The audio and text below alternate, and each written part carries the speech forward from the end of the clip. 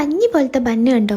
ഇത് ഞാൻ എയർ ഫ്രയറിലാണ് ഉണ്ടാക്കിയത്. ഇത് പെട്ടെന്ന് ഉണ്ടാക്കിയെടുക്കാൻ പറ്റൂ കേട്ടോ. നല്ല സോഫ്റ്റ് ആണ് ഈ ബണ്ണ്. ഞാൻ ആമസോണിൽ നിന്ന് പർച്ചേസ് ചെയ്ത കൊസോറി എയർ ഫ്രയറിലാണ് ഇന്ന് ഈ ബണ്ണ് ഉണ്ടാക്കുന്നത്. ആദ്യം മാവ് കുഴച്ചെടുക്കാനായിട്ട് മുട്ട, പഞ്ചസാര, മെൽറ്റഡ് ബട്ടർ, ചെറിയ ചൂടുള്ള പാല്, ഈസ്റ്റ്, പിന്നെ ഉപ്പ് ഇതെല്ലാം കൂടി ചേർത്ത് നന്നായിട്ട് മിക്സ് ചെയ്യാം. ഇതിലേക്ക് മൈദ ചേർത്ത് നന്നായിട്ട് കുഴച്ചെടുക്കണം. ഈ മാവ് നല്ല സ്റ്റിക്കി ആയിരിക്കും കേട്ടോ. കയ്യിൽ നല്ലോണം ഓയിൽ അപ്ലൈ ചെയ്ത് നന്നായിട്ട് കുഴച്ചെടുക്കണേ. ഇനി മേലെ കുറച്ച് ഓയിൽ സ്പ്രെഡ് ചെയ്ത് ഇതൊന്ന് റെസ്റ്റ് ചെയ്യാനായിട്ട് മാറ്റി വെക്കാം. ഞാൻ വേറൊരു കാര്യം പറയാം. ആമസോണിൽ പ്രൈം ഡേ സെയിൽ വരുന്നുണ്ട്. ജൂലൈ 12 മുതൽ 14 വരെയാണ് ഓഫേഴ്സ് ഉണ്ടാവുക. അപ്പോൾ നിങ്ങൾക്ക് ഈ കൊസോറി എയർ ഫ്രയർ വേണമെന്നുണ്ടെങ്കിൽ ഈ പ്രൈം ഡേ സെയിലിൽ വാങ്ങാട്ടോ.